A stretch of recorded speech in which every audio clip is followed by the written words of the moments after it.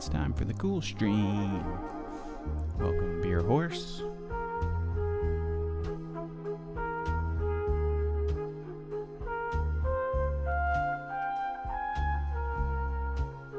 Oh, this song's giving me the feels right now.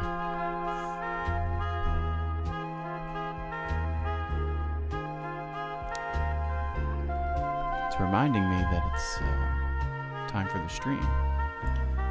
I get that nostalgic feeling of all the other cool streams, past, present, and future.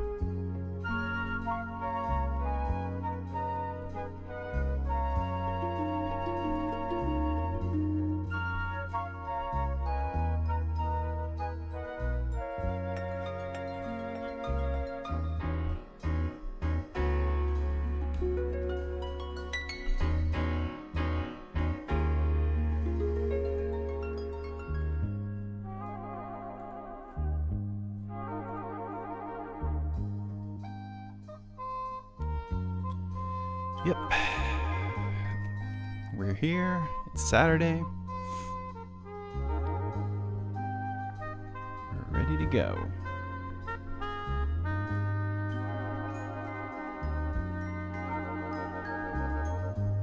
We got the number one fan in the chat and the number one host behind the boards. How much more time can I kill? Let's do another song. Nope, this is the ad song. Let's see. Here we go. Let's get the energy level up. We're gonna level up into coolness. Saturday is a great day to be a gamer. All kinds of good streams going on. But there's only one you should be paying attention to, and that's me. I need the attention, I need the approval from everyone around me. That's what my therapist says. Now this is good music. Thanks, Jaded Wombat and Dipshed. Welcome. Alright, I think that's enough to get this thing going. Let's let's hit that theme song. Maybe we'll let this jam go out a little bit. Kind of wondering if I should get some water or something to kind of lube the throat a little bit so the words come out good. I'm not talking about alcohol, I'm talking about H2O. So, I'm going to do that real quick. BRB, and I'll do that cool intro that everyone loves.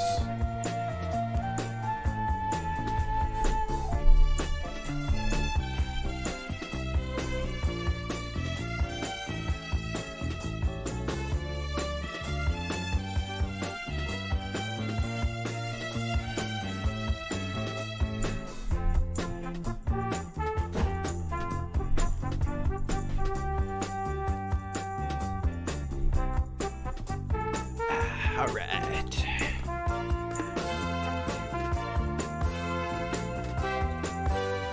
Woo! Getting pumped. Okay. It's time for the cool stream. Maybe I should do like a new song where I'm like singing over it, like a real theme song. I like this stuff. I like this music. So let's do an awkward transition. We'll do a hard cut to everyone's favorite intro song, to the cool stream, baby.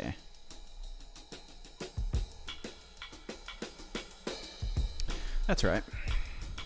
It's a Saturday afternoon, and welcome to the stream that we all know, the cool stream. Now, this is a stream where we look at weird corners of the internet and talk about cool stuff and weird stuff. We got some especially weird territory to cover today. It's a packed episode full of some interesting things, some interesting characters. And we'll jump right into that. But first, we have to do that famous intro. We got to, right, that's right, cool stuff and slick stuff. Neat stuff.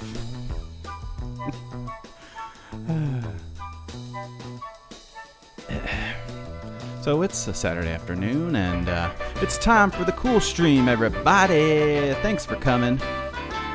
I'm your host, Beowulf, here on Twitch, and we're gonna look at some crazy weird stuff today here on the cool stream.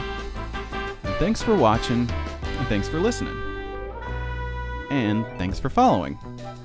We had some follows. We got some listeners and viewers. Welcome to Tom Chain. Very cool, very nice. I like it. And Nervous.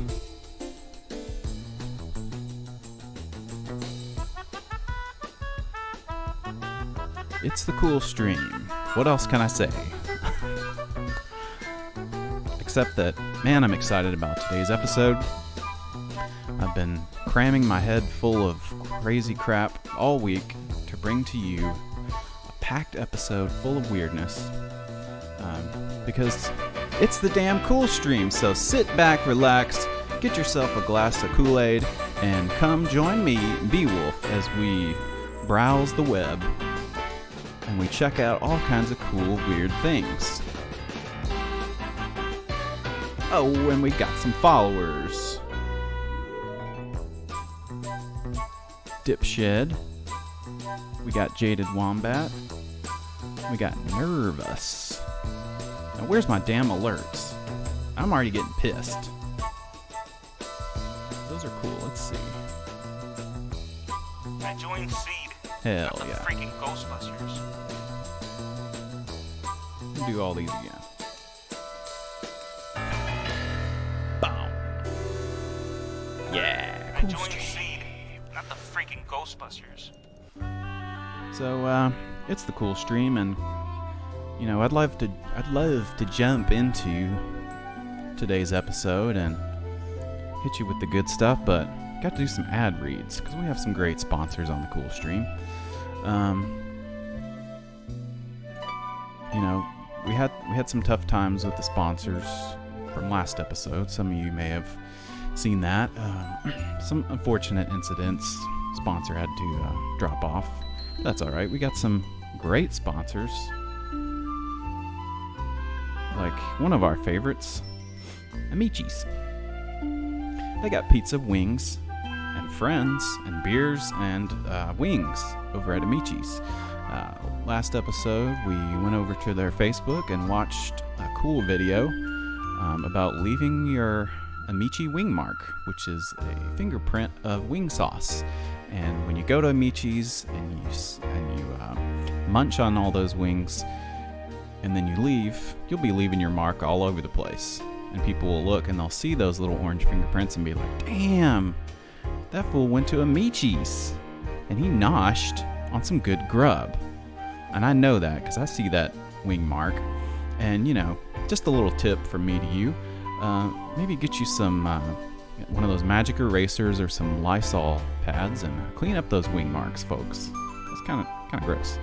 But, can't believe this stream is already bought and paid for by Big Pizza. Well, Amici's, they're a local chain, I think, and they pay us okay.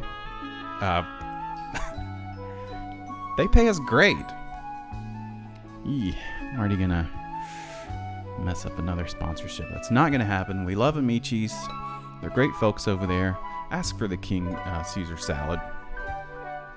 And ask for a big frosty pint of Miller Lite.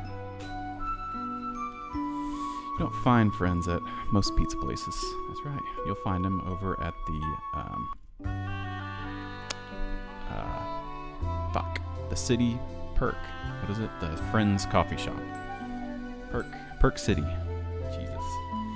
They have Cosby's wing mark. Okay, I don't know what that means. Magic eraser isn't real magic. FYI, it's chemicals. Thanks, Mark's Farts. That's right.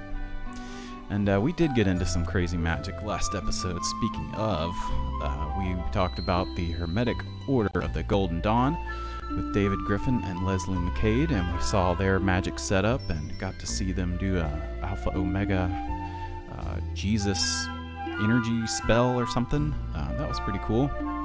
And then we did a binding spell on Trump. And I think it worked because the shutdown is over. Things are back to normal. We bound his ass to truth and justice and the way of light. And now he's given up on his dang wall and he's had a great fall. And it's great for us, the American people, that the government is back, ready to govern. We won't get too much into politics. Chemistry is merely magic, we understand. That's right. Stream's cool. Thank you, Nendroid. Haven't had a BM in weeks. Well, are you on the keto diet? Maybe? It could happen. Kind of messes up your system there. And that's a little reference to the meat stream that we did a couple weeks ago. So you can check out all previous episodes of the cool stream on our VODs. And we still got that great logo up there. I'm just getting into the ad reads today.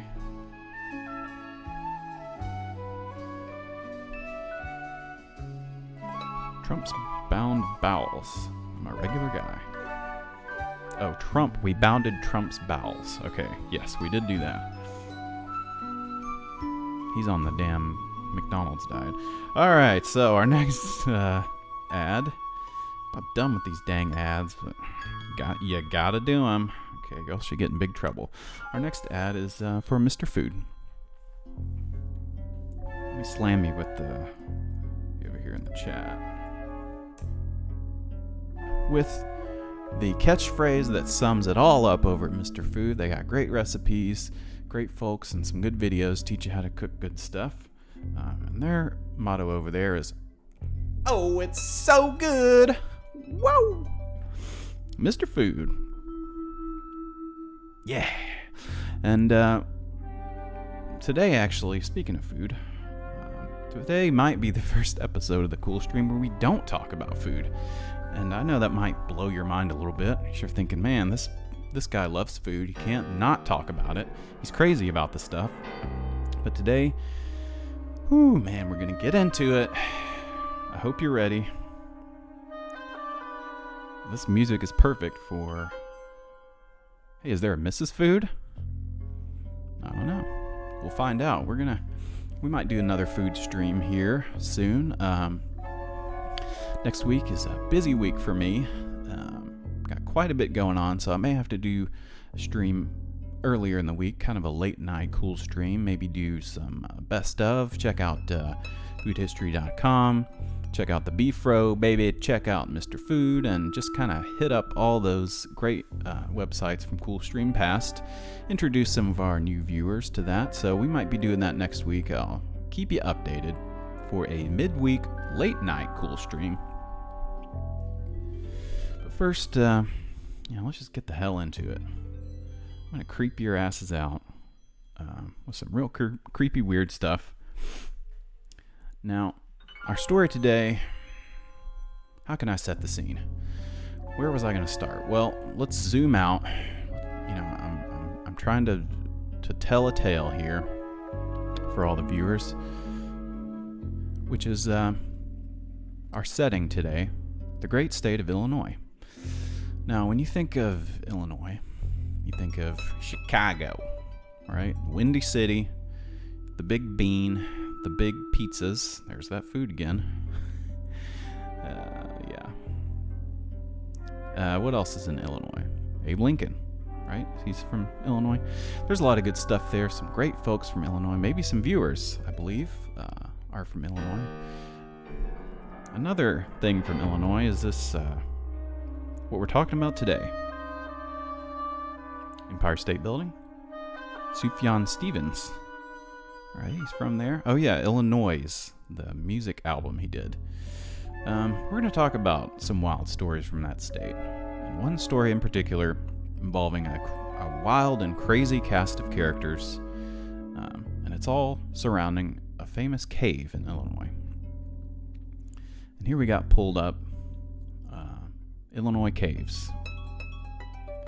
I've been reading about this stuff all week, and frankly, it's driving me nuts. The Toddlin Town. Illinois dipshit. All right, you're from Illinois. Rat Brothers here, welcome.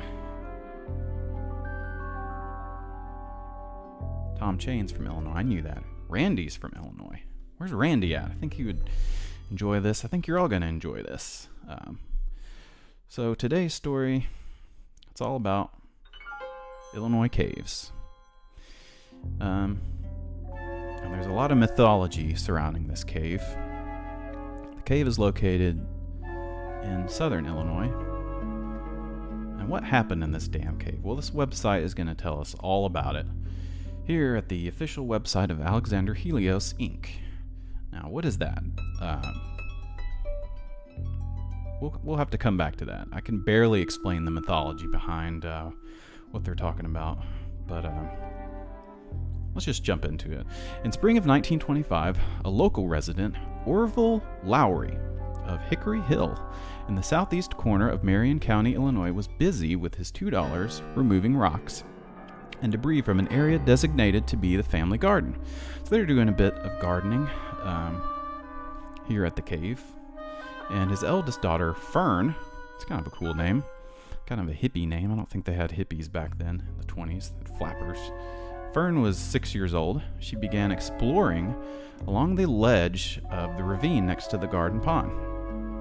So they were just having a normal day, building a garden, and several feet away from the bluff, Fern discovered a hole cut through the sandstone by human hands. Wow, that must have been crazy to come across. She called her father over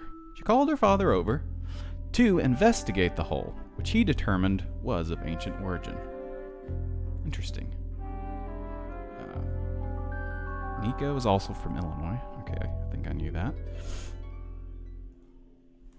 Can we read all this stuff here? Okay, it's kind of cutting off some of this text. Oh, crap. Sorry. Technical difficulties. Okay. So, Orville worked diligently for years attempting to get professional investigators from the state of Illinois out to the site to examine this entrance into the subterranean cavity. Orville was met with futility as the Illinois experts sloughed off the idea. I don't know if that's a thing you can do with ideas. I think that's a term for, like, insects sloughing off their exoskeletons, but they sloughed off the idea that anything of ancient significance could possibly exist in the most remote regions of Marion County. However, he was able to get Fern's discovery recorded in the journals of the WPA journals. So frustrated for lack of interest, Orville later sold his property and he moved away. And he's very bitter about those scholars, or the scholars were bitter. I don't know. So all was quiet for decades, till one balmy day in early summer of 1961, when Michael Paul Henson, the famous treasure guide writer in the country, the most famous treasure guide writer in the country, approached Orville after reading about the discovery in the Salem courthouse. Excited at the renewed interest, Orville met with Henson and escorted him to the site of the ancient portal. Henson, the respected writer of lost treasure books, and we all know that, Michael Paul Henson, he wrote a lot of treasure books, and he published the information about the cave from Orville, his good pal. Others who often copied Henson's work also duplicated this twisted tale of discovery long after the death of Orville in 1974. He was probably pretty old by then. Old Orville, R.I.P. Anderson, hello. So, we got this twisted tale. We're jumping into it. So, they discover a cave. There was a hole. That's about all we know at this point. So then, fast forward, here's where things get interesting and weird. In April of 1982, an ignorant redneck from Olney, Illinois, crisscrossed the coordinates of different treasure guides published years before in order to relocate the ancient portal. So an nameless ignorant redneck did this. And upon finding the location again, he entered the cavern system and looted it to the tune of untold billions of dollars. So there was some stuff in this cave. Kind of didn't mention that, but yeah, there was treasures and all kinds of things, and this crazy guy stole all of it. The entrance was then filled in by the perpetrator of vicious crimes to cover up his misdeeds and hide the bodies of people he murdered in the early 1990s. Oh, crap. So there's a murder, I think, according to this source. Now, we'll see as we get further into it what the heck they're talking about. And it's here where our story begins. So, this person here at Illinois Caves, then they decided to get involved. Now, who is this writer at Alexander Helios? What kind of spin are they putting on this story? All right, so we got Orville, we got a cave and a discovery of a hole, and then we got the crazy redneck. So that's what happened. Now that's a lot to take in. I hope you're sitting down. Ignorant redneck from Illinois. That's new. Seems mean to call him an ignorant redneck. Well, I agree. So this character here, IllinoisCaves.com. Let's check him out. So he's got a gallery of artifacts, and we're going to come back to that because it's very important for us to see what was unearthed in this cave. What kind of mysteries lied beneath their depths? We want to get an idea of who this person is writing this thing. So, the videos are available online. It says here, Aliens from the Lost Tomb of Alexander the Great. Aliens. What do the aliens have to do with Alexander the Great? I'm not really sure. But he says, recorded June 19th, 1998, the very same day the X-Files movie opened across the country. And we all remember that day when we went to go see the X-Files in 1998. I think I did actually go see that movie when I was a kid, however old I was. I guess I was 12. Watched the X-Files, on TV on Fox with my mom. good show. Went to go see the movie. Liked the movie, I think. Haven't seen it since. I won't go into caves after seeing The Descent. Mutant bat people live in those. Interesting. Haven't seen that movie. Sounds cool. So the video was shot in Chicago at the Seven Continent Dowsers Association conference. So a dowser, that's the guys that have the sticks and they go around and they move the sticks around and try to find stuff. In this case, treasure, but it goes back an ancient tradition in England, finding water and finding all kinds of things. It's seen in many different culture, the dowsers. So the lecture topic is a little more than its title. Opens with a shuttle tale and moves into the first part of the program that deals with modern dinosauria, underground data, and ancient history not mentioned in any modern text. So the presentation goes off.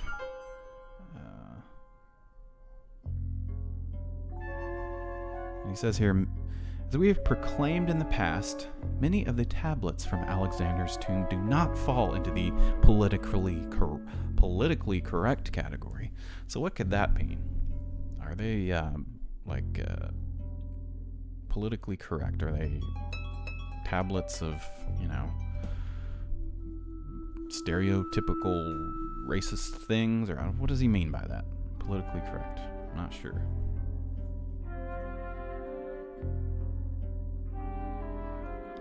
Cave in Rock, Illinois. Maybe there's a connection there. So the story, talks about the old world, the extraterrestrials, follows certain threads. So, there's a lot to read on this website. It's trying to give you the cliff notes here, but we got to watch this video because we need to see one of our protagonists here. Okay, now we got to rewind. So here we go. We're going to watch this video.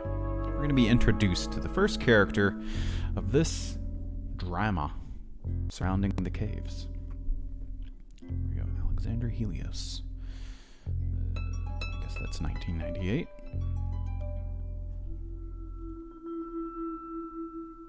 Featuring Harry Hubbard.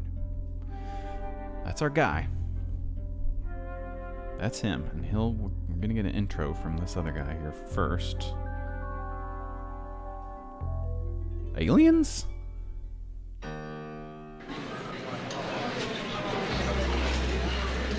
think you're going to find this program incredibly interesting. Within reason. Oh, yeah. Well, everybody's not sitting down and listening yet. Everybody sit down, shut up. I predict that Mr. Harry is going to present us with a lot of stuff, Yep. a lot of facts, A lot of a lot of facts. things you can hold in your hand. You can't deny they're there, but he's not going to tell you what they mean.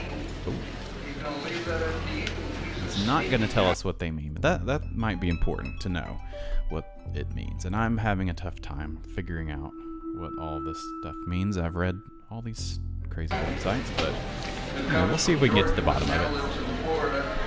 He lives in Florida. He's going to talk about something in Illinois. In Illinois, yes. Amazing. I mean, Amazing. It's amazing. Yeah. You ready? Cooking in the back? How about a great hand for Harry Hubbard? There he is. Thank you. First of all, I want to thank John Van Dree and Robin for allowing me to come here, and Carol and everyone that's helped out. Thank you so much, guys, for all your help, especially with the audio-visual stuff and whatnot. And I just want to say, how many people do we have in here that don't believe in UFOs? Well, I don't believe in UFOs, and I don't believe in aliens. It all has to do with semantics. I can't believe that this was in 1998. This looks like it was done in the freaking 80s.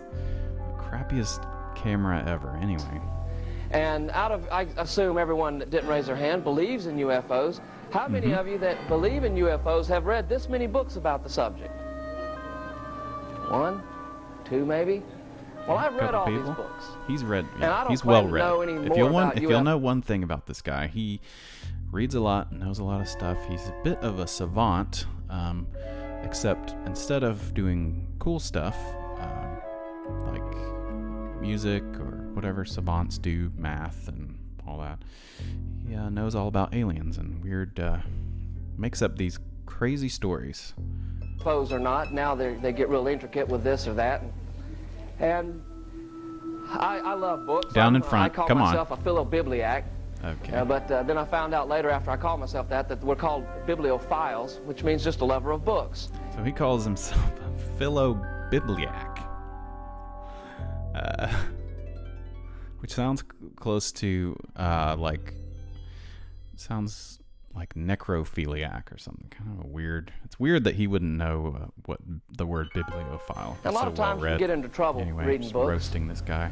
And I'm gonna show you some things that I've come across in my studies of various things of sorts, and then we're going to get into a little bit more of pictures from the tomb that was Welcome, found in Mooing southern Moose. Illinois, about 4 hours south of here, close to a little town called Mount Vernon. It sits right at the junction of Highway 60, where I-64 and I-57 meet. So if you're in Illinois, And one just of the take first the things I wanna show 67 you and check it out, Mount Is Vernon. this Air Force Systems Command book? Okay, so I don't really All right. know. He really gets into the alien stuff and not the ancient stuff. I joined Let's see. Seed. Oh yeah, Not who the we got freaking here? Ghostbusters. Oh, Mooing Moose, welcome to the cool stream. And over here is 39B. I don't know what that is. And I was working there one He's afternoon by working- myself, and Oh, for so he's in Florida. He's probably working at the, the Cape Canaveral or whatever.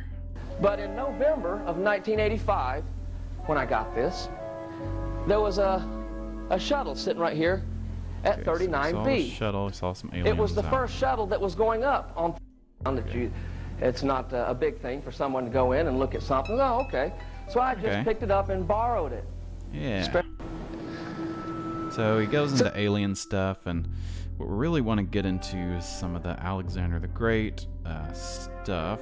And oh, here we go. So, I mean, this is such a long video. This is like a precursor to all the, flat Earth, all the stuff where they're just talking for hours about their crazy conspiracies. This guy was doing it in the 90s, and people before it were doing it, but Early part of the first century Just can't BC, imagine watching like this somewhere whole around thing. 90 BC or so. so he's talking about the ancient history and In 31, verse oh 31. my God. Again, several suns were seen at once, neither above nor below the real sun, He but looks at like an angle Denny with Lane. it, never alongside nor opposite to the earth, and that not the at guy night, from, but at either sunrise or sunset. It is also reported that once several suns were seen From- at midday in the Bosphorus, and that these lasted from dawn till sunset. In Moody former Blues times, and 3 Wings. suns have often been seen at once. So Love that sounds a little Wings. peculiar, Yeah, doesn't it? I think I agree with that. I mean, what's he trying to say to us? This is the heck 2,000 is he years saying? old. I don't know. What? It's In 2,000 years old, 32, folks. We read, also, 3 Oh, moons so have he's appeared talking at about. once. For in- Well, let's see if I can give the cliff notes for this. He's talking about the historian Ptolemy. He talks about the aliens, and he goes in to talk about Alexander Helios, who was a historical figure. He was the son of Cleopatra and some other guy, and was taken to Rome as a child during some wars and stuff. And we all know history. We probably all knew that.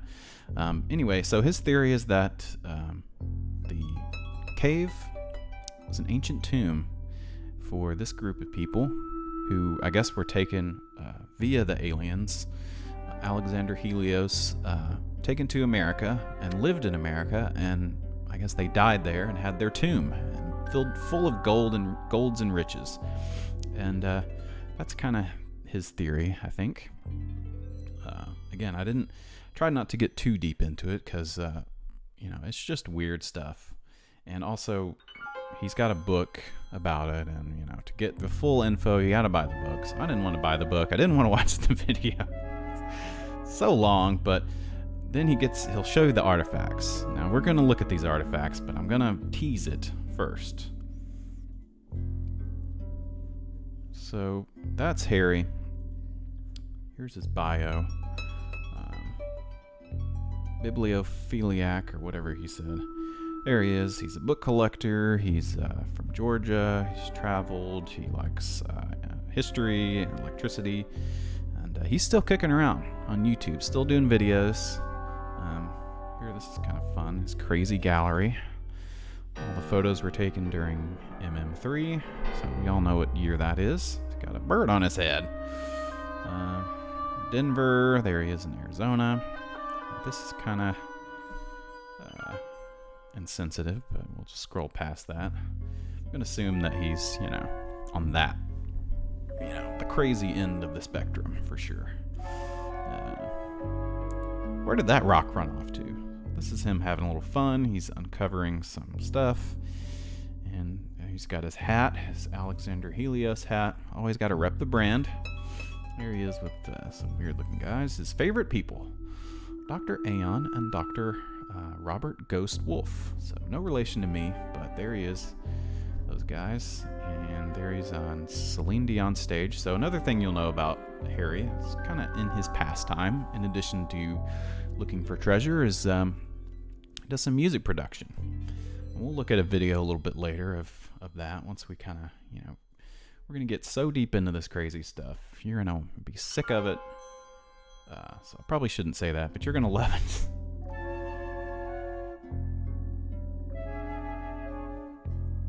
I like this guy's website. Yeah, this is interesting. This is illinoiscaves.com, so you can check it out. And there's all kinds of stuff on here. So he's getting into the musicians. Here he is with the guy from Kansas. He's got an eye patch. There he is doing the music stuff. There's that. That's pretty good. Oh, it's so good. Doing some music production, the old school, CRT. So, what do we got next? So, we heard a little bit about a crazy redneck. Let's change up the music. It's creepy. I think it's time to get relaxed. So who is this crazy redneck? Who is this guy that Harry hates, obviously, calling him these nasty words? And well, that fellow is none other than Russell Burroughs. There he is. And he discovered these artifacts. If you can believe that. Here he is with a couple of the artifacts. Russell Burroughs. So back in the 80s, he was out treasure hunting on a nice afternoon in 1982 and poking around, and he fell into this cave. He said, what the heck is all this stuff? There's inscriptions, there's gold. And he's like, oh my gosh, I made the discovery of a lifetime. I found all the gold, and I just want to tell the whole world. So why is he so maligned, this guy? He seems like a great guy. Well, he's not, but just to play up this side of the story. People were real mad at this guy for the things that he did. He took credit for this big discovery. Here's a little clip from Ancient Lost Treasures forum. Let's see if I can find this. There's a picture of the hole. So there's a lot of these treasure hunting forums, and I kind of wanted to get into treasure hunting on another episode, but give you a little peek of people that go out and do even more research. Somebody found the hole that Fern discovered on that day in 1925. Let's see.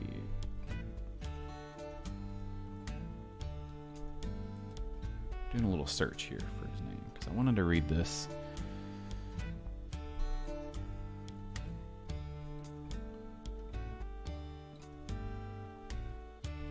There's so much stuff. It's unbelievable.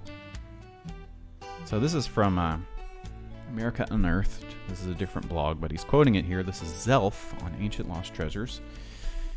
He says, as far as Burroughs Caves goes, I have to admit that I'm not optimistic. In fact, I did check, and both areas circled on Harry's map. That's Harry Hubbard. The problem is that even though I couldn't find an entrance, it was so overgrown I could have walked right over it. I'm also skeptical about the artifacts. We'll look at some of those artifacts, and we'll see how skeptical we are. Because you gotta see this stuff. I like the music. Thank you. Good looking cave.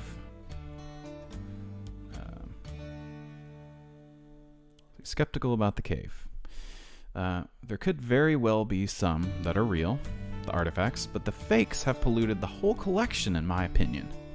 There were a couple fakes that they found out from Burroughs. That's too bad, but those fans who are interested can read the book, of course. All these treasure guys have got to hawk their books. But anyway, then we've got here, the biggest problem with Burroughs Cave is Russell Burroughs. Based on the factual evidence we have so far, the Isis stone being 100% fake casts a long, dark shadow over Russell's claim. Russell says he cares about history, but if he really did, he would have taken skeptical academics to the site and shut them up. But it appears he's planning to take his secret to the grave, leaving historians with no other choice but to conclude it was all a hoax. A man with honor would have come forward long ago. People are pissed at this guy for what he did. He took credit for all the discoveries, and then he blew up the cave. He blew it up, so you couldn't find it anymore. People are still trying to find the cave. He's given information to other caves that were decoy caves. He doesn't want people to find this cave. He won't let the academics look into it. As far as I know, I'm pretty sure he's dead, because he's pretty old about this time. Here he is in the 80s or 90s. He's an interesting guy. There's a lot of websites that talk about him and say that he really liked to wear his military clothes, and they went in and looked to the records and saw that, you know, there was some stolen valor there, that maybe he wasn't in the military as he claimed. There's a lot of problems with him, but one great resource is this other website, Flavin's Corner. Talks about Russell Burroughs, born in 1935, went to Saigon, served in the military. He says the artifacts may be as old as 726 BC. So he discovered the site approximately 18 months ago while looking for an Aztec site purported to be in the area. The pieces, which have been scrutinized by an anthropologist from a major Western university as well as the site, are not ready for public perusal as yet. So he says the site must be protected from mercenary scavengers, those who would strip the site of these priceless artifacts. He wants them preserved for history. So on this is an interesting website here, Flavin's Corner. It talks about a guy who befriended Burroughs, his adventures with the guy, and debunking some of these hoaxes. It's a very long website. I don't know if I can read all this today. I'm trying to give you the cliff notes. I don't know how good of a job I'm doing, but we've got a video of Burroughs. Let's see what he says here.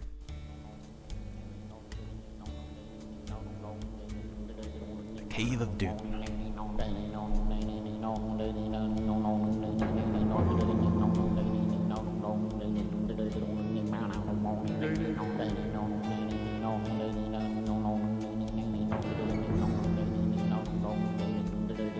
Nico found the cave. Oh my gosh.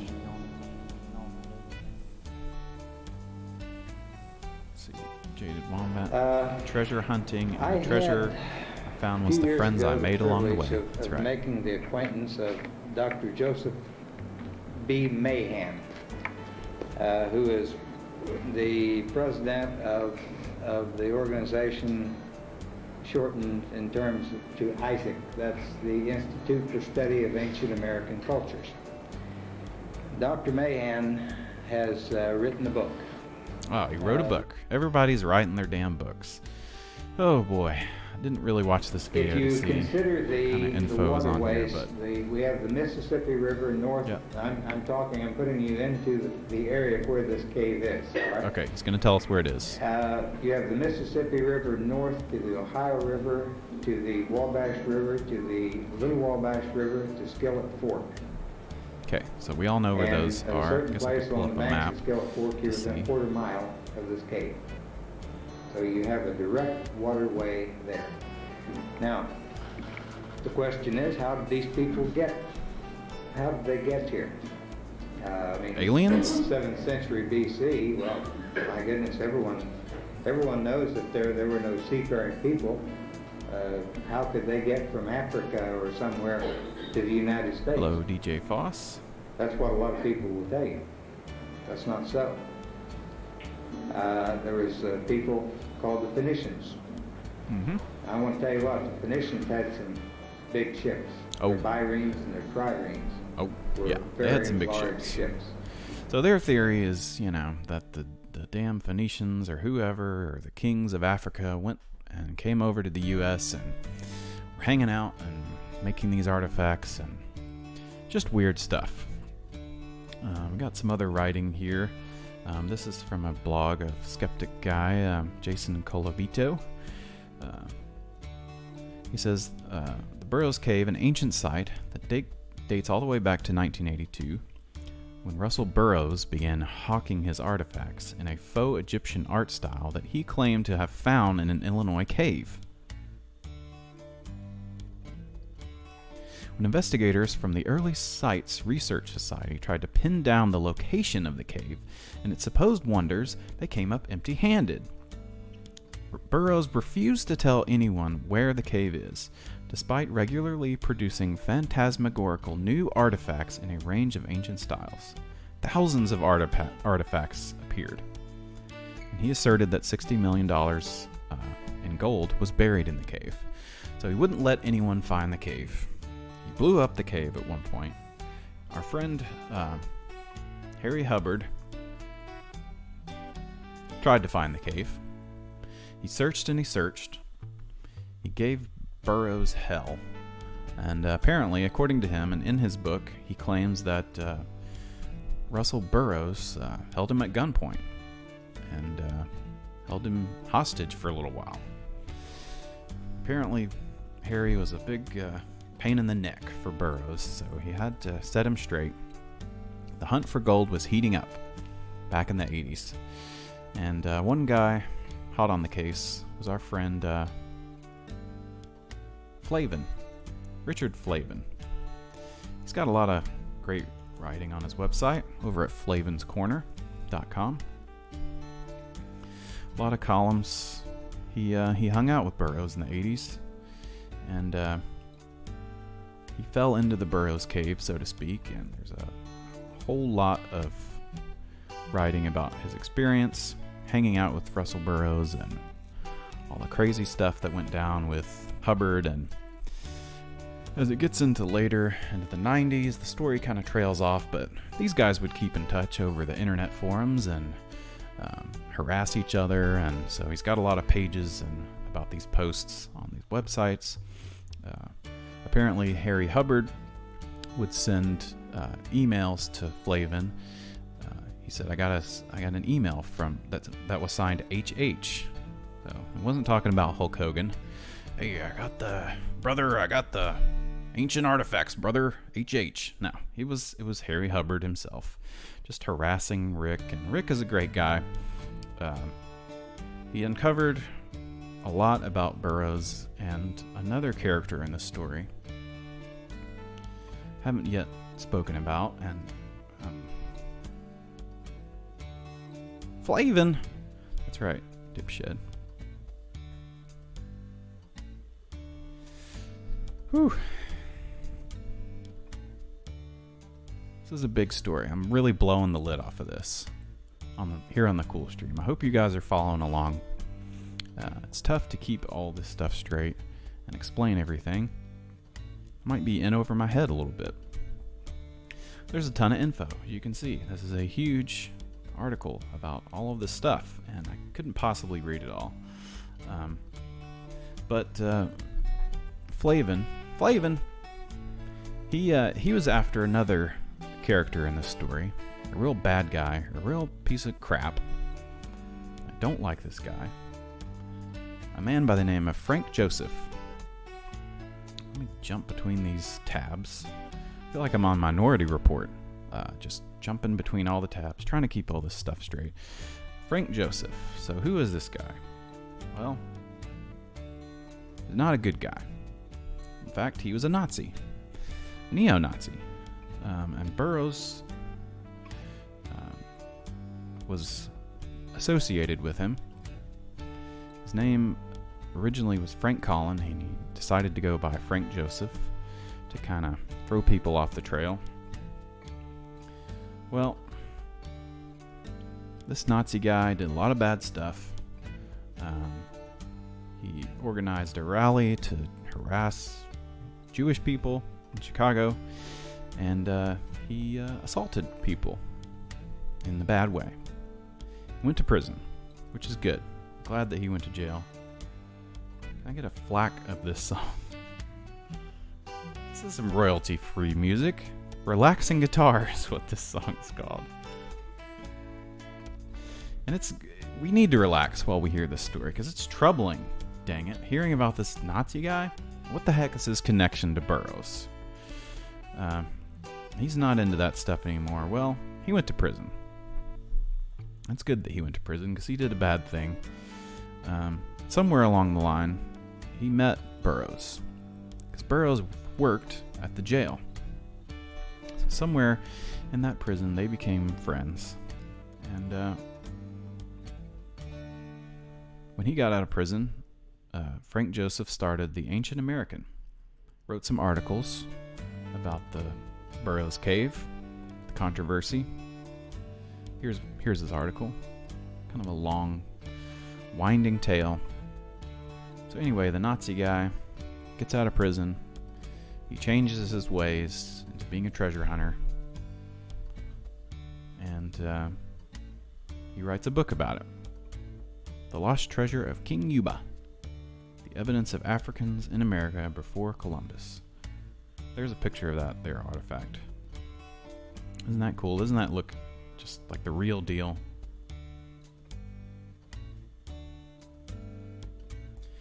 Wonder if you knew Arthur Blank, who ran for Congress as a Republican last year in Illinois.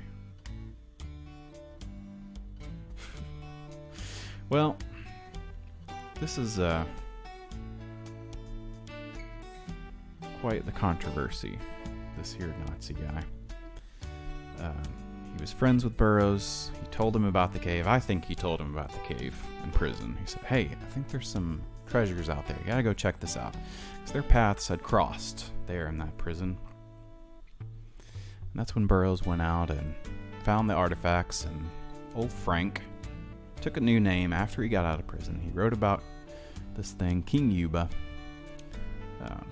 Harry Hubbard was not too fond of that, because that was his idea, talking about King Yuba, who's another historical figure. And the more I get into trying to explain this mythology stuff, I can barely keep it straight. It's very confusing. I hope I'm doing a good job. I'm trying to. So they were selling the items to amateur antiquarians.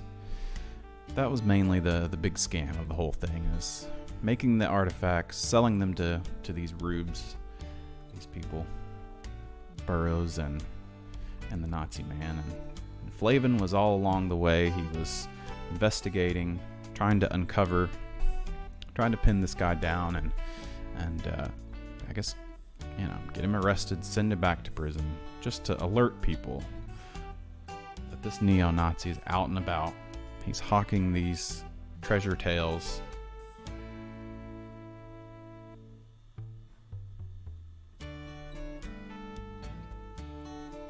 Let's see. I thought I had another good article about this.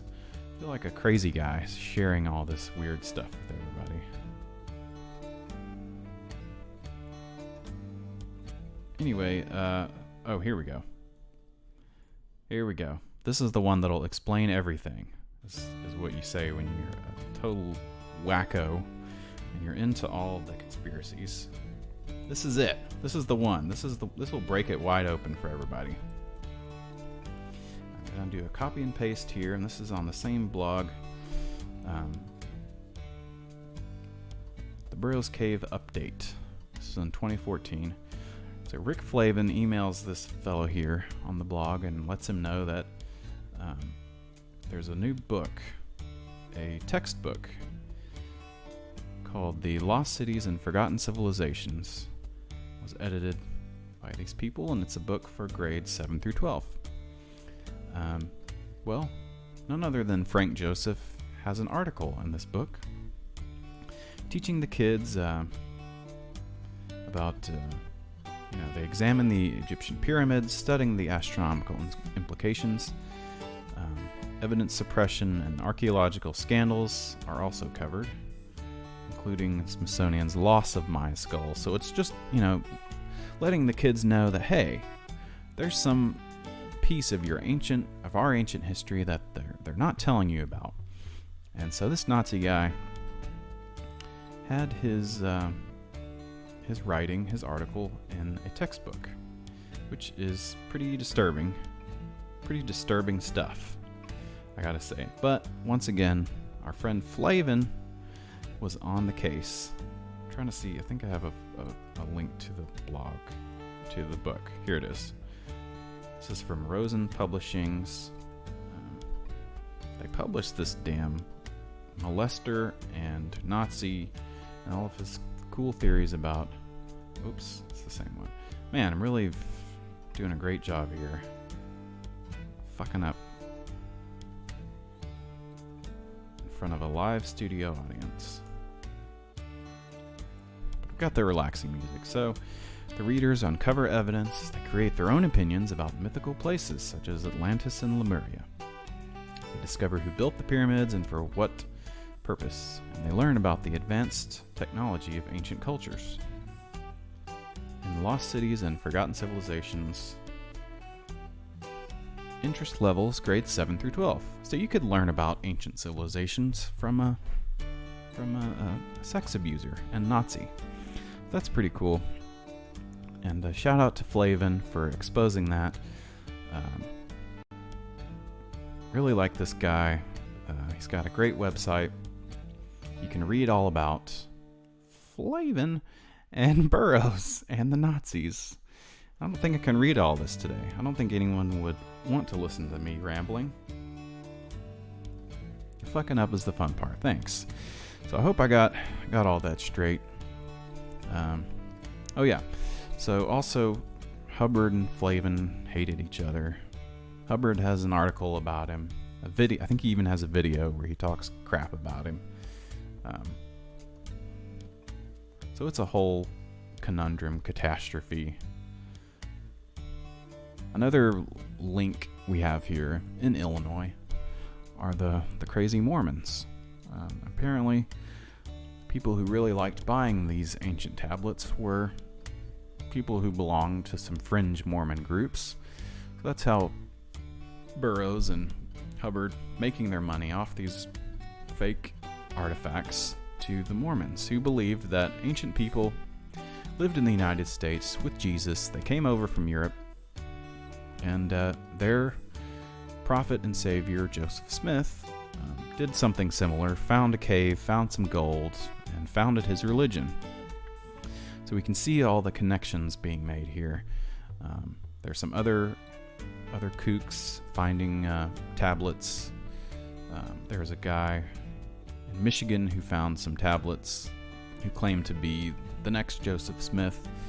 So there's a lot of stuff wrapped up into this story.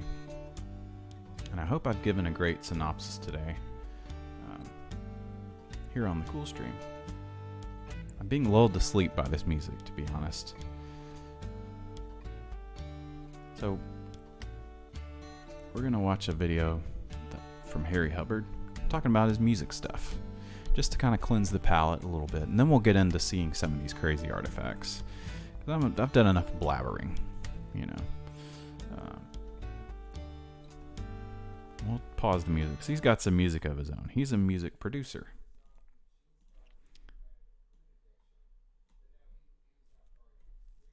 Okay, here's the credits, and we'll just fast forward. There we go. Well, Jim, you had some questions about how all of this was connected, and how the system, these massive recording systems, all crackling in with occurred each after other transfer to newer software. and to that make a stinks. recording and then make an automated mix down. And I want to begin by telling you that all the music that you hear on this DVD is music that I recorded and mixed right here. Man, And we're going sounds to great. build He up. may I'm have going to show mixed you some the of this connections in relaxing the guitar back. music, I'm going too. to show you all of the so effects not only and all does these he make up all this crazy stuff about the ancients coming to the U.S., but he also gets behind the boards and twiddles the knobs and machines on brings both you some sides great here, music. and tell you how they're connected, and then take it into an automated mix, and then show you the sound stage and show you everything. You wanted to know what I did, and you wanted to know how this stuff was connected. So now we're going to show you what all is going on here. Now, the main heart of our system is the Tascam 4800. Hey, that sounds And like a the good machine. 4800 is a fully digital console. Yeah. And it's like having several mixing decks inside each other. All right, so this doesn't have And I anything to can do with say machine ancient here. stuff, but there he Everything- is, Harry And Hubbard. it feeds the audio control analyzer in the front. He loves The the real-time ancient analyzer. It picks up Helios all and the the sounds ancient and tablets. all the frequencies in the and control room. He likes to And make that helps the you music. get a better spread between your low end and your high end. It just He's a makes real something smart very guy, visual, real smart and feller. I don't have to argue with anybody. I can say there, without having to trust somebody's. My ears are trained, but most Yeah, his people's ears are trained. He's really a smart guy. He knows all about music. He knows all about ancient technology. And he'll They tell don't you record what mix for. all the time, and you have to show them things. Yeah, he doesn't And- want to show anybody anything. He wants Now, to these run are the show. Yamaha NS10s. They're a studio Speakers. computer, either way. And the next two cables is a It studio was out. 250K in equipment, And these two right? cables go into the oscilloscope, which we'll explain later. Yeah.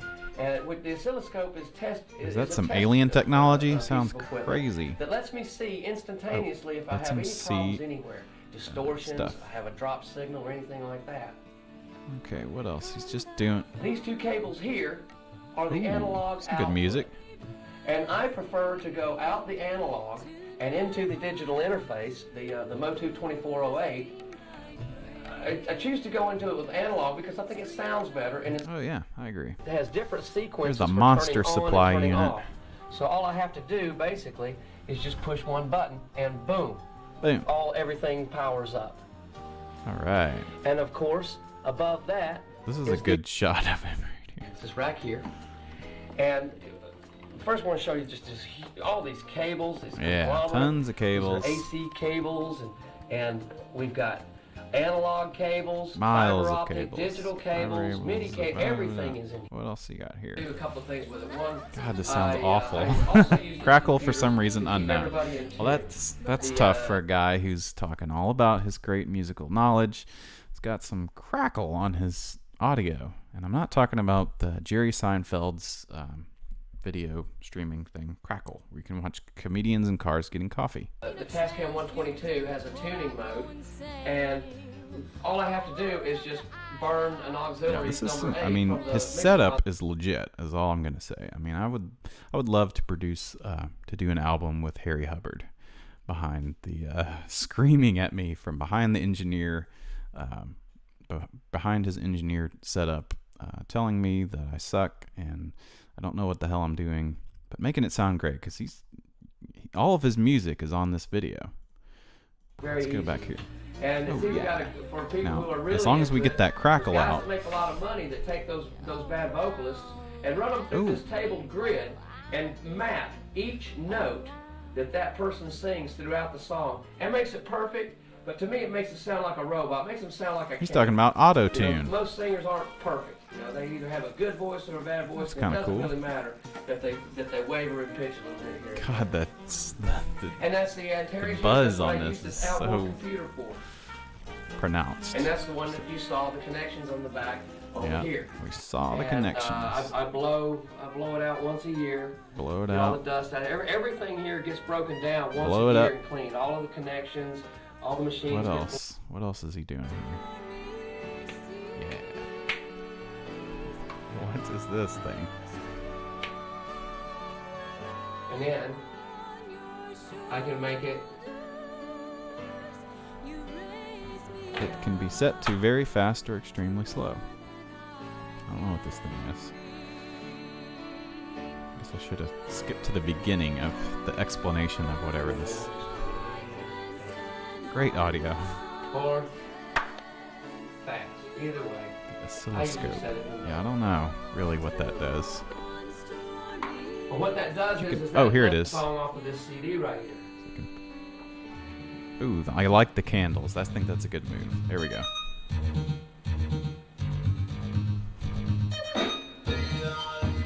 Oh, nice. All harmonics sound, create a certain pattern. Oh, baby, this song is kicking. Okay, what you got with the oscilloscope. Oh it is my it is a word. machine Where can I find that? I'm going to have to send tells Harry voltage Hubbard and an time. email. This is the volts, and this is the time. And I'm going to factor say, here, hey, okay? I watched your And- video. We'll just leave a comment. As you put a signal into it, you can determine many things about that signal. The amplitude, what you got with Here, the let's leave a comment here for Harry. Let's see if he can respond at some point. That tells voltage and time. What This is the voltage, is and this is the time factor the here, okay? music And being played as you put a signal into at? it, you Yeah. can determine many things about that Love signal. that The beat. amplitude, So we'll put, the balance between left because and right. I do think this such that song kicks this ass. is Whatever. the left-hand side Yeah. only, and this is the right side only. When you put them together, you get this.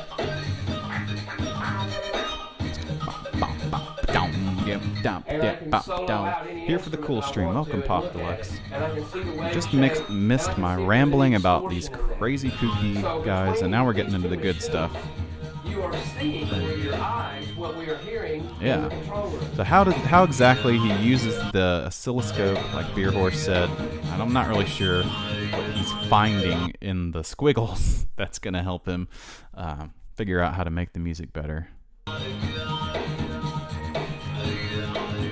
We're going to have to clip that. Ain't that cool? Hell yeah. I'm going to make a note of that. We're going to clip that for a future... I've used one of these machines for, well, I got my first oscope, I think in about 1981. All right, we're going to submit this 82, comment. What is the music playing maybe late at 28 70s minutes? something. Love that beat. And I've always had Let's them see if because Harry I like responds. to see what the machines are doing. I like to see if there's any And that's me. distortion That's my anywhere. name. I like to Sing see myself. if I've got a problem with a connector or an adapter or something that wouldn't be bad. If he has And you a can just tell anything in your issue control with the room, adapter, here, he you can do use the anything with it. oscilloscope. They're marvelous. And this is a I single love the trace. candles. I know guys that have the triples and the duals, but you know, for here, I need it for just that. And that's what an O-scope does. Damn. That song kicks ass. All right. This is a good song too, relaxing guitar, but I'm gonna buy this album from Harry Hubbard. We're gonna play it on the cool stream. Man, that was good. I like this guy. You know, he's crazy, he's weird. He's probably a big POS piece of crap, but he's an interesting guy. I'll go back. There he is. Go back to his crazy photos. So what else? Oh right. So we were talking about Flavin. Oh yeah, we were gonna look at the artifacts. Okay, so we gotta go back here. This is probably the best part. We can get a lot of mileage out of this. So there's a lot of photos. We got the Virginia Hourigan Gallery exclusive.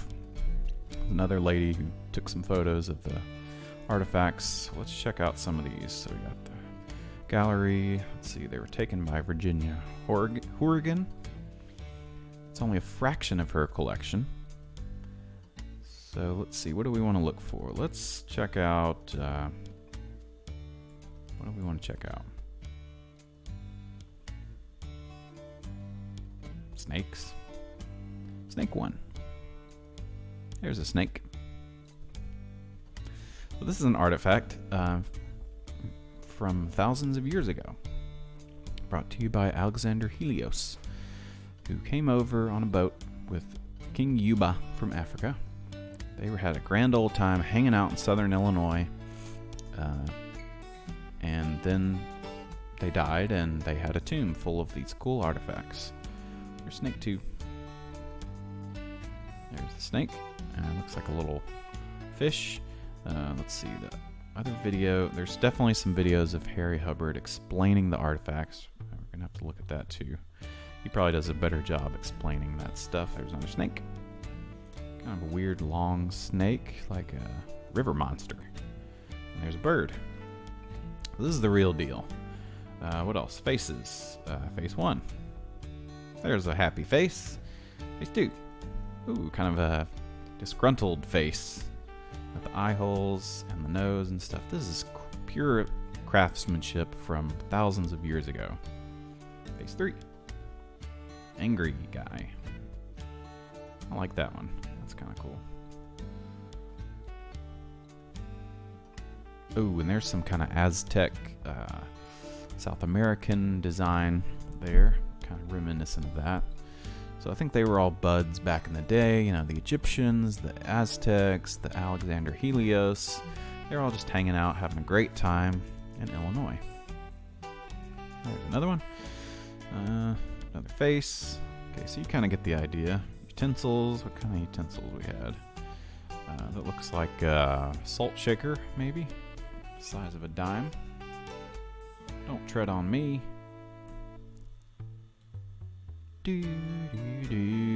That looks like a mushroom, or maybe a mortar and pestle. Perhaps. There's another. Yeah, I think that would be mortar pestle. There's that symbol. So that's not the bad symbol, but it could be because there's a Nazi guy wrapped up in all this. You never know. Axe head. Okay, there's an axe. Okay, what else? Other stuff, artifacts, the gold artifacts. So we gotta check this out. This is from the Ptolemy photo collection. Unbelievable. Four gold bricks, inscribed with ancient text. There are many such pieces as these, multiples of the same piece. They were kept by Jack's widow. Okay, if any person were to study the Shaf alphabet, they would be able to make headway on tablets like these. There's so many important pieces, we haven't got the time to do them all. So when you're on the internet, you've got time to do just about anything. Like posting some good gold artifacts. There's a falcon design. It's thought to represent the Flying Dove United Company. Don't know what the hell that is. I guess that was something back in the day, in the ancient days. The Flying Dove United Company. Sounds like a Guided by Voices song. Some medallions. Look at that gold. We really don't know for sure who took several of these photographs. Could be Jack Ward or Russell Burroughs. Burroughs denies the existence of these photos, claiming that we had faked them. Gold bricks. There's some gold bricks. From the Lost Tomb. Elephant, meet me at the bar. What is that? If you made it this far, you can meet me at the bar. We hope you've enjoyed this section and perhaps you learned something along the way. So it's time to crack a cold one. We've gotten deep into it. We got into some real weird stuff. Talking about these crazy kooks, Nazis, and rednecks digging up the gold. Small statue. Yep, and there's this little penis. Statue about the size of a nickel. Gold pieces on Art Bell's website. 2 dolphins. There's 1 dolphin. There's 2 dolphins. Some great craftsmanship here on these artifacts. Just check out the incision of the lines and the bulbous of the describing the dolphin and the fin. You can clearly see the dorsal fin is shaped and real authentic stuff. Boring horses. Just boring stuff. Pretty boring. That one looks kind of messed up. I think they could have maybe redid that one. These might have been artifacts they threw in the trash. Could have been one of the ancients was not so good at crafting the artifacts, and So the tomb could have been just a big trash pit for all of his shitty carvings. There's some pillars. I guess these are... There's just so much stuff. There's the death of Alexander Helios. So it talks about him. What appears to be some text. And the photo was taken by Russell Burroughs. We know that guy. He sent several shots of the scripted tablets. Sure, he thought he was right, but this particular style fooled him. He's a dummy. Because Harry knows all about the scripts. He flipped the script, and he's bringing us some great artifacts. 1994. Appears to be on the final version of Tomb Tape 3. That's Tomb Tape 3, and with their hit song, the Golden Bird Union. So we could really make a cool band out of some of this stuff. The artifacts, we got Tomb Tape 3. That could be like some sludge metal or something. Some crazy indie rock. I don't know about you guys, but these artifacts seem like they might be fake. What? Not so sure about that. I don't think Harry would agree. He'd be pissed. We heard you talking trash about his wonderful artifacts. So, he does talk about these damn things. We'll let him talk about it in his own words. That these lasted from dawn till sunset. In former times, 3 suns have often been seen at once. What? So that sounds a little peculiar, doesn't it? Yeah. I mean, what's he trying to say Weird. to us? This is 2,000 years old. Yeah. Bear in mind, we never did have the King J. Yuba. Can you guys see this? We never had the J until like the 1600s. It was like this. Yeah. Yuba. All right. Which He in just knows all this stuff. Such a smart the guy. old Numidian, Here we go. Let's hear him talk particularly about to a this artifact. displays within it a shape in the likeness of a man's countenance. What? All right? Could you please turn the lights out? Let's look at some artifacts from Illinois for a second. Let's do it. Let's get into these artifacts. King Yuba. This is one of the tablets from Illinois. Yep. And There it is. A lot of times on the tablets, that what you'll see is you'll see the shape of the rock actually used in the formation of whatever the subject material is. Huh. That's And pretty this cool. one, there are certain rocks that draw people to them. You guys probably understand that more than I do. I'm not attracted particularly to a stone or not. Okay, so he's not particularly attracted to a stone. I don't know if many people are. You know, just see him on the ground. If there was a cool carving, though, I'd be like, whoa, that's kind of cool. But this particular one, Other people are attracted to him. The photographer that shot the photographs with the red background was Virginia Horrigan, who lives in New York City. Oh, yeah. And this particular stone, she took several shots of it, and That's probably the best from shot. all I the think angles, he it picked the clearly best shows one. that it's some kind of vessel, some kind of ship with a guy's head in it. And he What? doesn't look like a regular human being. Simply No, he looks like a freaking alien. Look at that weird looking because guy. the artifacts that depict humans clearly depict humanoids. And Horny for the stones. radiance across the top of the head is often used to depict some type of glow, some Yeah. type of Looks like a big radiance toe or something. film of some sort. And it's often depicted on several of these tablets. I have seen many more tablets than we're going to be Film? able, that I'm going to Oh, be he able to burped. show you as far as slides go, which will which I Come just on, can you Harry, just have get to it take my together. word for it that there are plenty more than what I have to show you here I today. believe you. I only Got a for bunch alien of movies. stones. There used to be little antennas on the guide. Okay, let's go back. All right, here's another one. Here's another one. Now, I don't know where the antennas fall off the UFO aliens. Now, I remember back in the early 60s.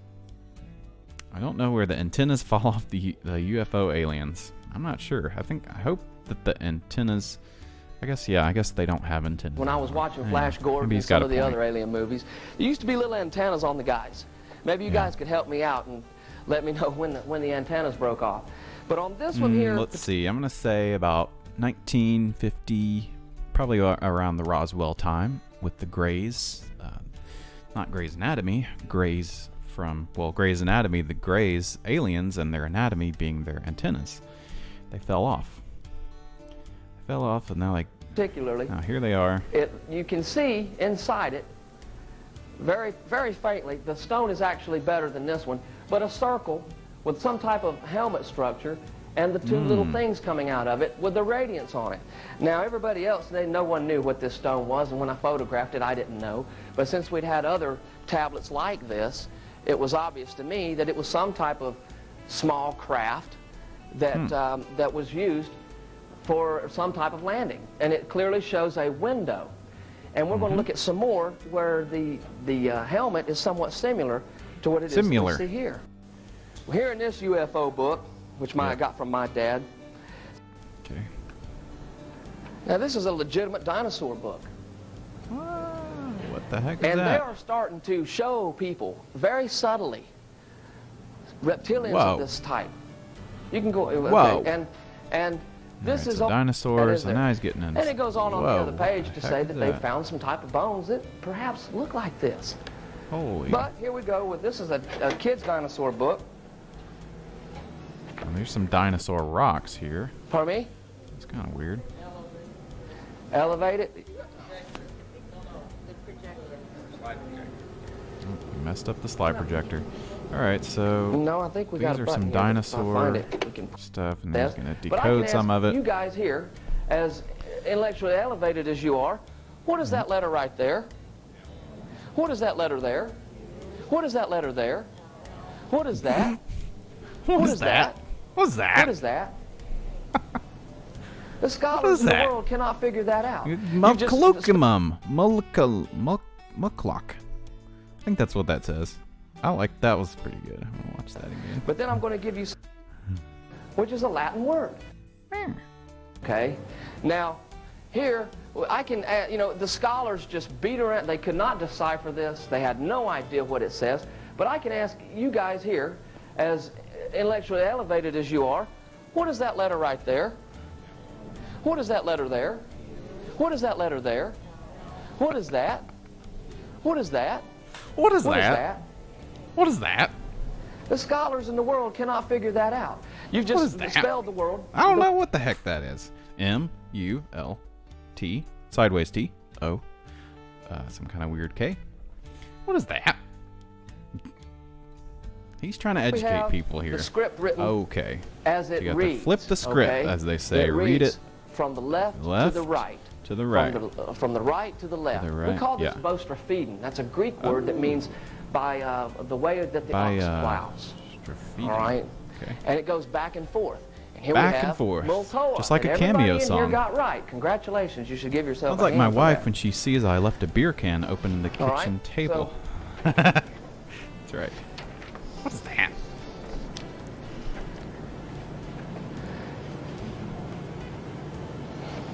What is this?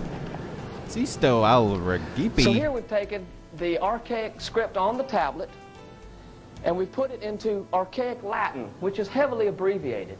A lot of times Yes. they left out vowels.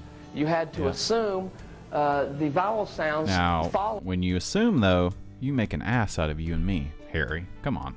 You should know better than that. All right, here we go. Alexander the Great. So there's more artifacts. Man, I kind of really want to hear that other song again. It's so good. I don't care about any of this crap anymore. There's other friends. So other guy he works with here is Paul Shafranki, and he also, for some reason, Harry calls himself Horatio Rebnikar. It's kind of a weird detail. Famous. The initial There we Tomb go. Tape 3 featured several Tape 3, voices baby, that about to were drop. fictitious. So we were asked again to go and recut Tomb Tape 3 as it was with our regular normal. We went into the lab. We thought Tomb Tape 2 was not deep and dark and sludgy and didn't have enough riffs. So we got back into the lab. We got behind the Tascam oscillating thing, and we came. We smoked. We did a bunch of stuff, and we are bringing to you today Tomb Tape 3. Speaking voices. Heavy as so shit. The famous Tomb Tape 3 is actually the Famous Tomb second Tape version of the Tomb Tape 3. And we That's tagged Tomb the Tape name of 3 the with pasta I more ordered photographs and last night decipherments at in the Olive end. Garden. and put an intro to it and sent that particular Did an tape intro. to the They did a skit at the top of Tomb Tape 3. They said, a lot of people are doing skits these days. It's the 90s. You got the Wu-Tang Clan. You got all these rappers doing skits. So we thought we'd do a skit about the ancient aliens. And we sent it off to the A&R over at Mercury Records. 12 Tomb Tape 3. embassies involved in October of 1994. Whoa. Tomb Tape 3 began giving Tomb descriptions. Tape 3 began with a heavy dosage of riffs. Let's see, I think I might have a copy of some music from Tomb Tape 3. Let's see. Oh, crap. Here we go. This is the first track 1 on Tomb Tape 3. Boom! Getting right to the rock. This house, we listen to Tomb Tape 3. That's right. Spooky. Of the tomb recorded by layman authors in various books. What was known as a Burroughs Cave had been discussed as a controversial issue in certain circles for many years. We explained the alphabets we used in Tomb Tape 3 and began deciphering the stones with simple animals and symbols and systematically drawing in letters and words. Let's go to Tomb This Tape is 3 crazy as a as reference fuck. and hear Paul explain the decipherment of the first long Helio script. And we will see other Tomb Tape decipherments 3, after that and they're also coming to from Tomb me. Tape 3. Got it, a Tomb Tape 3. Look at another stone It's like the B-52 tablet step from the guy. Burroughs Cave, Tomb Tape and is coming so to often you faced throughout from the Burroughs Cave. Illinois There'll be a man's head with the ancient tablets and the name will be sneaky carved snakes underneath the head down or underground somewhere in the on the face of Tomb stone. Tape. We're doing the Where Tomb it Tape, exists. baby. And right now we're Whoa, gonna find out Tomb who Tape, Helio's baby, is. yo. Ba ba ba da da bow. Tomb Tape. Under reverse of the Ba stone, ba ba we da have bow. And a the bunch of Tomb Tape. script Go now. which describes Tomb these Tape. Helios. This is an extremely important recovery from the cave because it will give you exactly who this person was, what he was, and from what dynasty he came from. Thought I could never love an album as much as I love Tomb Tape 2. Boy, was I wrong. Fake writing system from Dead Space. Tomb Over Tape, to the baby, left, yeah, I've copied as Tomb best as Tape. I can the script that is on the stone. This is Paul Shafranki talking And here looking at it, it is about clearly the the script. Etruscan script. The Etruscan. script on the Here we Tomb have the Tape. backward F Yeah. again. Tomb Tape, it's the Tomb And we have Tape. numerous We're letters talking about that are the Tomb characteristic Tape. of the Yeah. Etruscan Now, this particular script is written. Tape. So they got a lot of videos about the artifacts. I just wanted to show the artifacts. So many videos for free. Here goes, 27-minute video shows close-up of the artifacts. This is hosted by Harry Hubbard, Horatio Rebnikar. How the hell did he name himself that? We'll be So showing weird. about 130 different stones from the tomb of Alexander the Great. Stones? It's a lot easier to videotape photographs of these stones rather than the actual stone itself, so that's what I've done.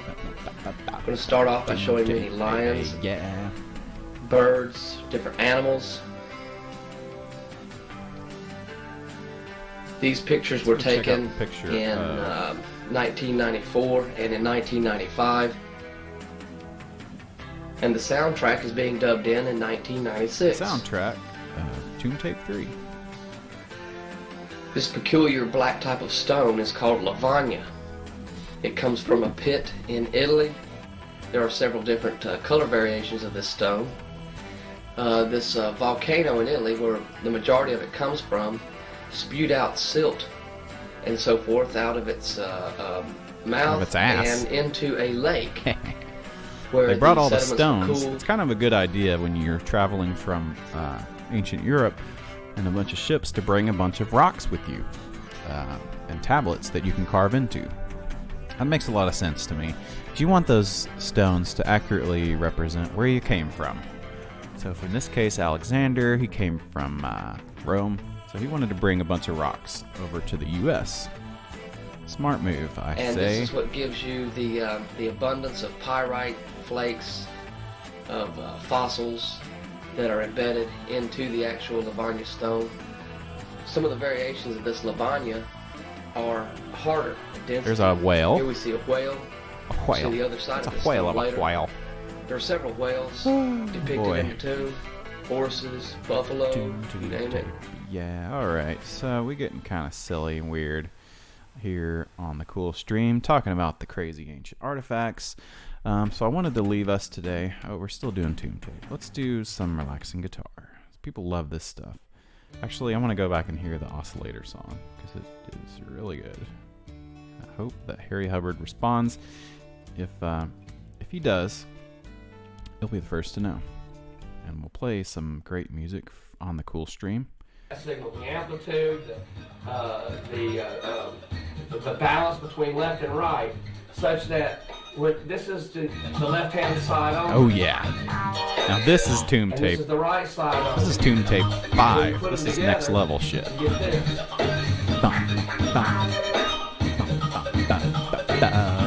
And I can solo out any instrument that I want to and look at it. And I can see the wave shape, and I can see if there's any distortion in there.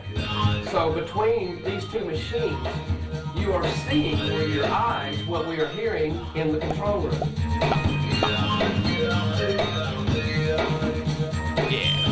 Yeah.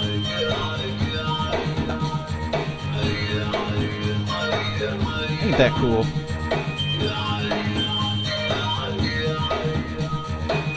That snare just popping. Just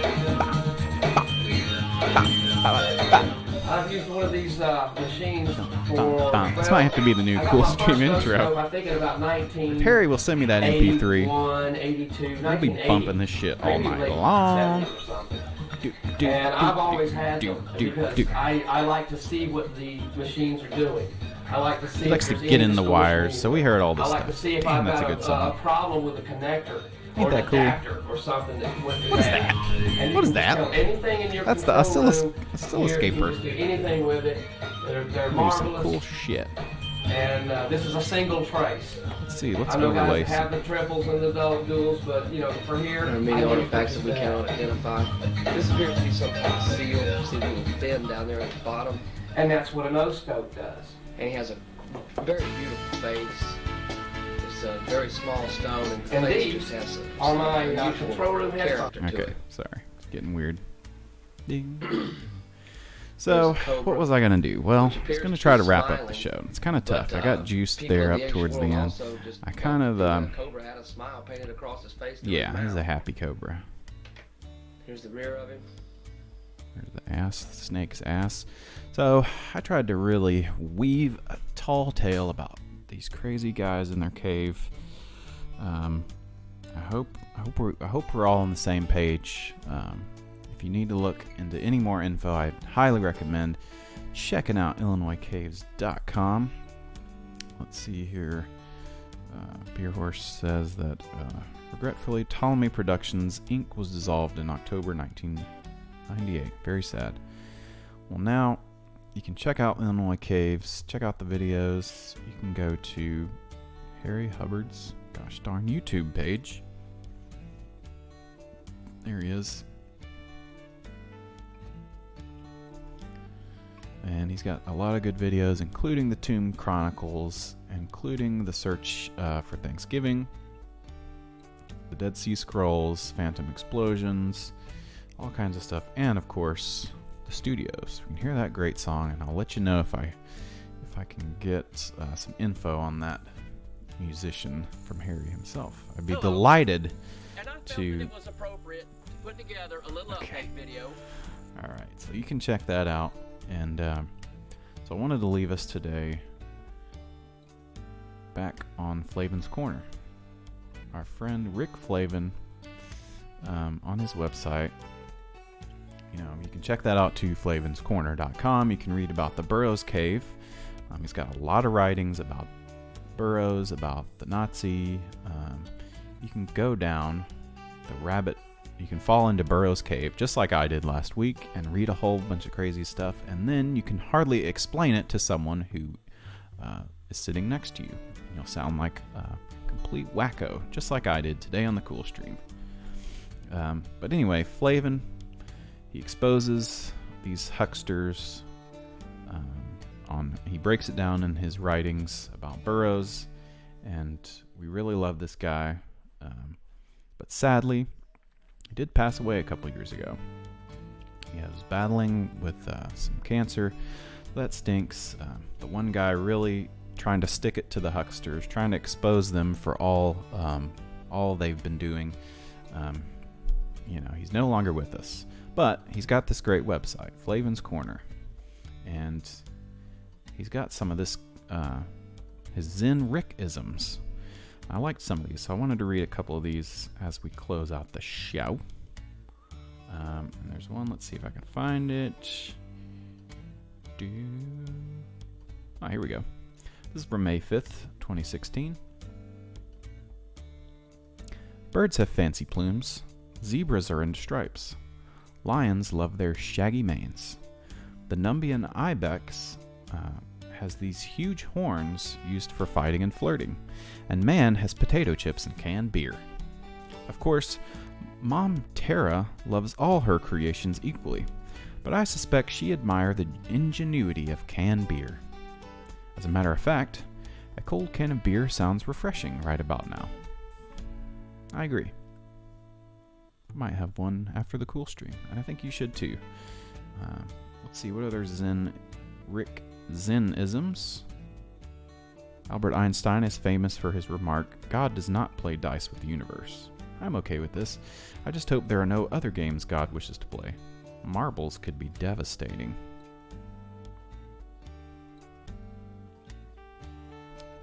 Those who look both ways before crossing the street are rewarded with good health and peace of mind.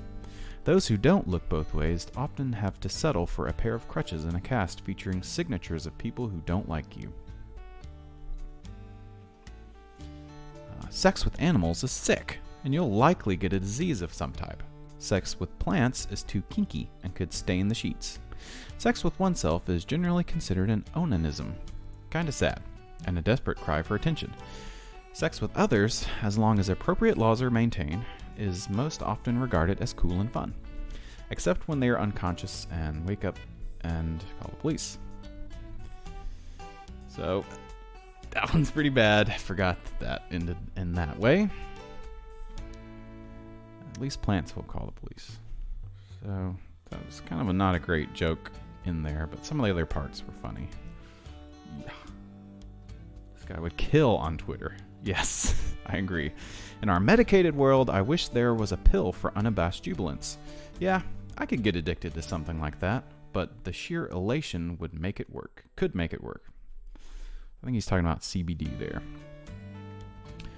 What else we got here? I've read a couple of scientific papers recently which have strongly suggested not only do blondes... Okay, I'm not going to read that. I feel like that could be really bad. It says, when we fall... Okay, let's read this one. When we fall, we're expected to get back up. Who would it hurt if we just laid there for a bit? Of course, others would have to either step over or walk around us. Too many expectations. If I fall, I'm staying put for a bit until I decide when it's the right time to get back up. Like when the police order me to get up, or I have to go to the bathroom or something. Ah, America, life, liberty, and lying on sidewalks. What a great country.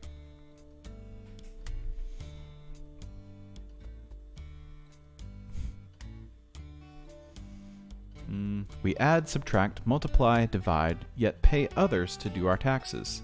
We also urinate, defecate, and vomit, but can't find anyone to do those things for us. There's talk of walking a mile in another's shoes, but that's what taxis are for. Now, if only I could find someone to laugh and cry for me. Wait, that's what mirrors are for. Oh!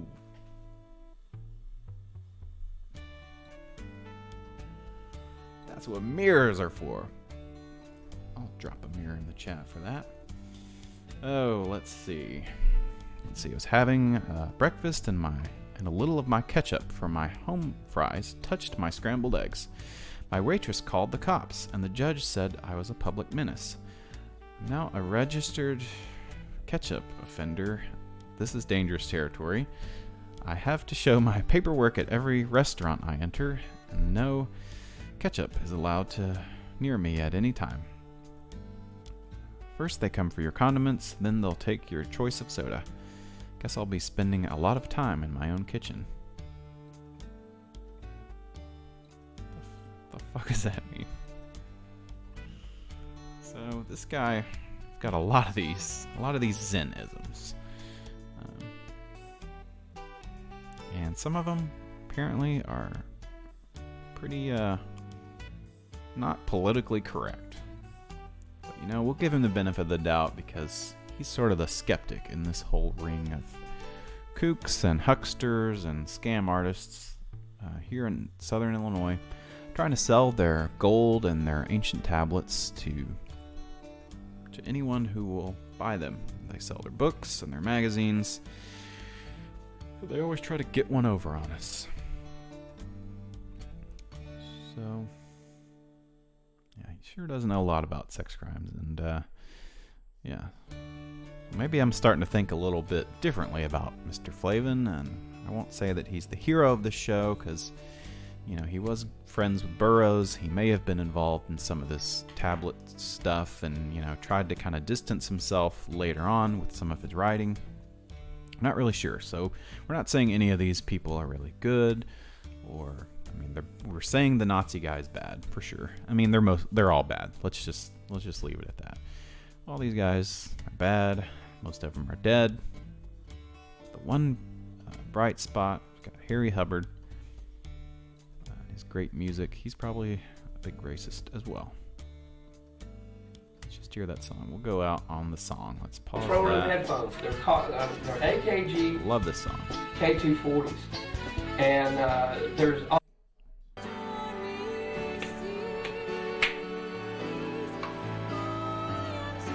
Good God. And then... This show is off the I can rails. make it... Okay, I wanted to play the song one more time and let it play us out of the cool stream. Thanks everybody for And we're listening. going to show you that. And we're going to leave you with the playing oscilloscope a song off and of this CD funky right cool music from Harry Hubbard. So thanks everybody for watching. We'll see you some other time.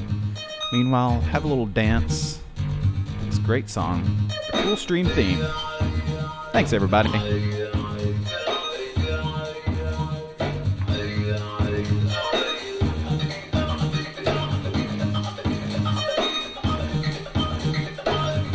Okay, what you got with the oscilloscope, it is a machine that tells voltage and time. This is the volts, and this is the time factor here, okay? And as you put a signal into it, you can determine many things about that signal: the amplitude, the balance between left and right, such that this is the left-hand side only, and this is the right side only. When you put them together, you get this.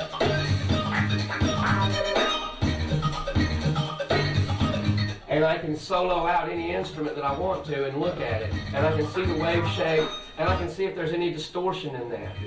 So between these two machines, you are seeing with your eyes what we are hearing in the control room.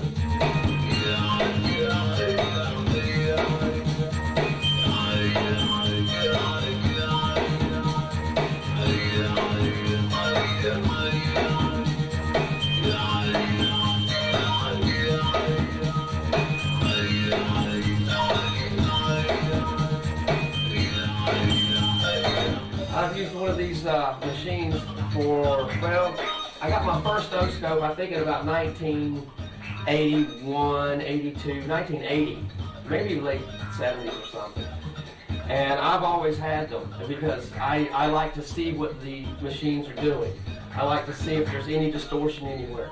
I like to see if I've got a problem with a connector or an adapter or something that went bad. And you can just tell anything in your control room here. You can just do anything with it. They're marvelous. And this is a single trace. I know guys that have the triples and the duals, but you know, for here, I need it for just that. And that's what an oscope does. And that's the Cool Stream, folks. Thanks everybody. We'll see you next week. But goodbye. Woo! And these